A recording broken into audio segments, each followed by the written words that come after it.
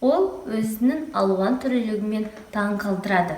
Ол бүкіл әлемге кішкентай елдерді, ауылдарды танытты. Оның бағасы алтынмен тең. Кезінде кедейліктен де құтқарған. Ал Англияда болса, ол тіпті контрабандамен байланысты болды. Сіз бұл не туралы айтып жатқанын білесіз бе? Иә, бұл шілтер туралы айтылып жатыр. Біздің музейде бірегей жәдігер бар. Ол ши. Олардың көмегімен шілтер тоқылады. Ал біздің келушілер оның не екенін біледі ме? Сәлеметсіз бе? Сіз коклюшка не екенін білесіз бе? Жоқ, білмеймін. Сәлеметсіз бе? Сіз коклюшка не екенін білесіз бе? Жоқ, білмеймін. Сәлеметсіз бе? Сіз коклюшка не екенін білесіз бе? Жоқ. Шілтер барлық уақытта өзінің ерекшелігімен, нәзіктігімен өзіне назар аударды. Шимен шілтер тоқу процесі өте қиын. Шілтер тоқу 300 жыл бұрын Европада пайда болған. 17 ғасырда сауданың қарқынды дамуына байланысты бұл технология Ресейде пайда болды. 18 ғасырға дейін шілтер алтын немесе күміс жіптерден тоқылған.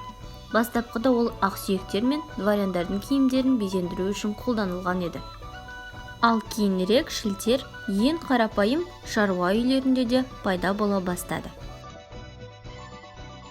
Шимен тоқылған шілтеріне тоқудың негізгі бөлшегі бұл әрине шидің өзі. Бұл тоқу жіптері оралған арнайы ағаш таяқшалар.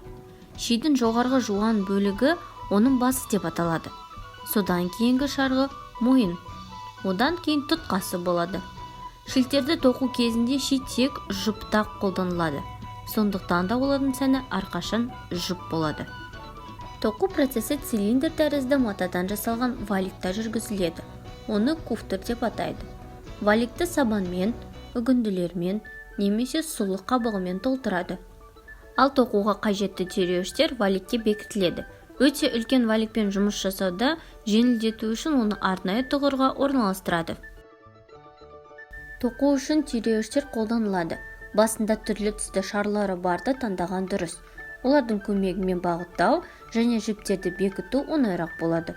Тоқу кезінде мақта, жіп, мулины, ирис, зығыр сияқты тығыз және табиғи жіптерді қолданады.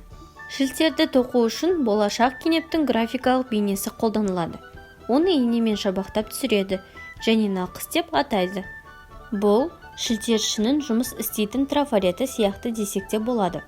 Мұндай сызба нұсқасыз шілтер жасау мүмкін емес. Нақыс толық шамада болу керек. Бұрын осындай суреттерді бүкіл ауыл болып қаражат жинап сатып алатын. Оны мұқият сақтап, анасына қызына беріп отыратын. Бүгінде нақыс жасаумен суретшілер айналысады. Шілтер тоқудың негізгі элементтерінің бірі плетешок деп аталады. Плетешок тоқу үшін нақыс қолданады.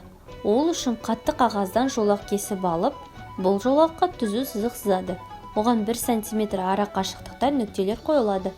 Тоқу кезінде түйіршіктерді осы нүктелерге түйрелейді. Нақысты валикке төменнен және жоғарыдан түйреуіштермен бекітеміз. Ал тік сызықтағы жоғарғы нүктеге түйреуіш түйрейміз. Шиді жұмысқа дайындаймыз. Ол үшін жіптің ұзын бөлігін кесіп аламыз. Оң қолымызда шиді ұстап тұрып, сол қолымызбен жіпті ағаш таяқшаның жіңішке жеріне мойнына басамыз. Жіптің ұшын нықтап бекіту үшін бірнеше айналым жасаймыз. Саусақты шидің басына қойып, оны айналдыра жіпті ораймыз. Ал сосын осы ілмекті шиге тастаймыз. Содан кейін жіп мойнын бүкіл бетіне біркелкі оралу үшін біз шимен айналмалы қозғалыстарды жасаймыз. Соңында жұмыс кезінде таяқшаны мықтап ұстайтын ілмек жасалады. Дәл осындай іс-әрекетті жіптің басқа жағынан екінші шиді қолдана отырып жасаймыз. Жұмыс үшін бекітілген түйреуішке 2 жіп шиді ілеміз. Шидегі бекітілген ілмек олардың жұпта еркін жұмыс істеуін қамтамасыз етеді. Ол ораманы мықтап ұстап тұрады. Ши куфтардың астынан салбырамау үшін жіп ұзын болмайды. Шамамен 15 см қалдыру керек. Жұмыс кезінде таяқшалар төменгі тұтқаның ортасынан ұсталады. Жіптер кірленбеу үшін оларға қол тигізбейді. Шілтерді, әсіресе ақ шілтерді таза жуылған қолмен тоқиды.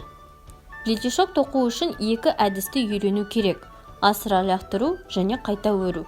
Шиді екі қолмен ұстайды, әрқайсысында екі жұп таяқша. Асыра лақтыру әдісі әрқашан оң жақ шиден басталады. Оң жақ ши сол жақ арқылы өткізіледі. Ал оң жақтағы жіп болса, сол жақ жұп таяқшалардың жіптерінің үстінен түседі. Қайта өру әдісі ішкі шилерді ауыстырудан тұрады. Оң қолдан сол қолға ауыстыру және қаттырақ тарту. Осылайша нақыстағы нүктеге дейін тоқуды жалғастырамыз. Түйреуішті нүктеде түйіріп, одан әрі плетишок тоқи береміз. Плетишок жұқа шілтер үшін қолданылады. Плетишокпен гүлдердің ортасы толтырылады. Торлар жасалады, әдемі өрнектер құралады. Шілтер тоқу бұл әркімнің қолынан келе беретін өнер емес. Шынында, шілтер жасау процесі өте қиын. Бірақ соған қарамастан, бүгінде де осы көп уақытты қажет ететін өнердің құпия сырларын жетік білу үшін көптеген қол өнершілер апталап отыруға дайын десек, артық айтқан болмаймыз.